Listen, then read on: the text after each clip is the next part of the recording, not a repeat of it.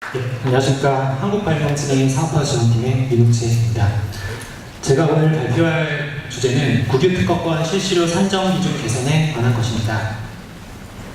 발표는 산정 사유, 과제 추진 내용, 그리고 기대 효과 순으로 발표하도록 하겠습니다. 이번 사례는 국립과학수사연구원의 한 연구원의 고민으로부터 시작되었습니다. 제가 발명한 국유특허로 많은 국고 수익을 올리고 싶은데 기본율 3% 때문에 한계가 있어요 라는 고민이었습니다. 이에 저는 현재 국유특허권 실시료 산정 기준이 어떻게 되어 있는지 찾아보았고요. 공무원 직무발명에 관한 규정 시행규칙과 국유재산법 시행령에 규정이 되어 있었습니다. 실시료는 총 판매 수량, 제품 단가, 점유율, 그리고 기본율 이렇게 4가지로 구했었습니다. 여기서 이 2개는 매출액을 의미하고요. 점유율은 이 제품의 특허권이 적용되는 비율을 의미합니다. 여기서 저는 기본율이 3%라고 정해져 있는 것에 좀 놀랐었습니다. 왜 3%로 정해져 있을까? 제 짧은 생각으로는 이건 아마 그 국유특허권 실시료 산정의 어떤 편의성을 위해서 규정하지 않았나 생각을 했습니다. 이 사례에 대해서 구체적으로 말씀드리겠습니다. 이 국가수에서 개발한 동영상 보건 프로그램과 법영상 분석 프로그램에 대해서 한 민간 데이터 공급 서비스 업체가 이거를 해외에 수출하고 싶다라고 먼저 제안이 왔습니다. 이 프로그램 같은 경우는 이러한 국유특허권이 적용되어 있는 프로그램입니다. 그래서 이 업체는 이거를 카피당 한 3,500만 원, 이거를 4,000만 원 이렇게 팔려고 하고 있고요. 지금 말레이시아는 하반기 수출 예정에 있고 중국과 베트남은 현재 협상 중에 있습니다. 그런데 지금 이 프로그램 같은 경우에는 국가수에서 대부분 개발했고 핵심 기술과 특허는 모두 국가수에서 가지고 있습니다. 그러니까 업체는 그 단순 판매하는데 좀 역할에 불과한데요. 만약 3% 룰을 적용을 하게 된다면 이 국고 수익으로는 3%밖에 못 올리고 대부분의 수익을 이제 업체가 가져가야 됩니다. 그래서 과연 3%라는 게 과연 적정한가라는 의문을 갖고 국내 국외 민간기술거래 사례를 찾아보았는데요. 이 자료는 한국기술거래소가 2005년도에 발표한 산업업종별 로열티입니다. 여기 보시면 이 전자부품 영상, 음향, 통신장비 제조업의 경우에는 한 3.41%지만 정보처리 및 기타 컴퓨터 운영 관련업은 12.51%라는 로열티 조사가 되어 있었습니다. 해외 사례 같은 경우도 이러한 산업 분야별로 비율이 이렇게 차별화가 되어 있었습니다. 그래서 이렇게 산업별로 반영할 수 없는 이 3%는 너무 획일적이다. 그리고 아까 보여드렸듯이 이 민간 사례와 좀 차이가 또 있고, 그리고 이렇게 된다면 이 발명가 사기저해로 인해 국유특허 창출이 저조될 가능성이 있다라고 생각이 들어서 이 3%라는 것은 현실에 맞지 않는 비정상이다 라고 생각이 들었고, 이 국유특허권 실시료 산정 기준 개선에 대해서 조사를 해보게 되었습니다. 그래서 이 관련 법령, 국유특허 실시료 산정 기준 관련 법령에 대해서 개정을 하는 걸 목표로 삼아서 내부 TF 구성, 국내외 사례조사, 그리고 방안 도출을 추진을 하게 되었습니다.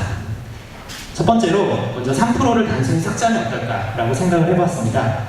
이것은 가장 넓은 범위에서 실시료 산정이 가능하지만 매번 특허 가치 평가를 해야 되는 문제점이 있습니다. 그렇기 때문에 단순히 삭제하는 것은 좀 어렵다라고 결론이 되었고요. 로열티를 통해 DB를 활용하는 방법은 어떨까 생각을 해봤습니다.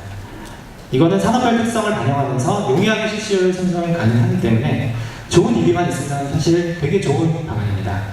그러나 아까 보여드렸던 DB가 2005년도에 한국기술거래소가 발표한 자료인데요. 이 이후에 공식적으로 발표한 자료가 사실 없습니다. 그래서 현재 최신 현황을 반영할 수 있는 DB가 부재하다. 그리고 국외 어떤 DB도 있긴 하지만 국내 상황을 정확하게 반영하기는 어렵다라는 차원에서 이안도 조금 어렵다고 판단이 됐습니다. 그래서 1란 이하는 저는 적용 불가하다 결론 내렸고요. 세 번째로 해외 사례를 조사해봤습니다. 우선은 일본을 제외하고는 좀 이거와 비슷한 사례를 찾지를 못했습니다. 일본에 유사한 사례가 있었는데요. 국유 특허권 실시료 산정 공식이 이제 기본액과 로열티를 두 개로 곱해지고 기본액은 판매 수량과 판매 단가, 로열티율은 이용률과 기준율로 구하고 있었습니다. 여기서 이용률은 우리나라의 정의율, 기준율은 우리나라의 기본율에 대응한 개념으로서 결국은 동일하다고 볼 수가 있습니다. 일본에도 예전에는 기준율이 2%에서 4%라고 규정이 되어 있었습니다. 그런데 2009년 6월 산업기술력강화법 개정하면서 이 기준율이라는 것을 업종별 매출액 대비 시험 연구비 비율로 개정을 했습니다. 이거는 청구서에서 보고서 자료에 있는 데이터를 쓴다라는 겁니다. 그래서 우리나라도 이와 같은 DB를 구할 수만 있다면 적용해볼 만하다라는 생각이 들었습니다. 그래서 찾아봤더니 이제 미래창조과학부와 한국과학기술기획평가원에서 연구개발 활동조사보고서를 매년 발표를 하고 있었고요. 여기에 산업별 매출액 대비 연구별 비중이 포함되어 있었습니다. 이 표는 이 보고서 내에서 일부를 발췌한 내용인데요. 보시면은 산업 분야, 주분류별로 매출액 대비 연구개발 비중이 이러한 수치로 되어 있었습니다.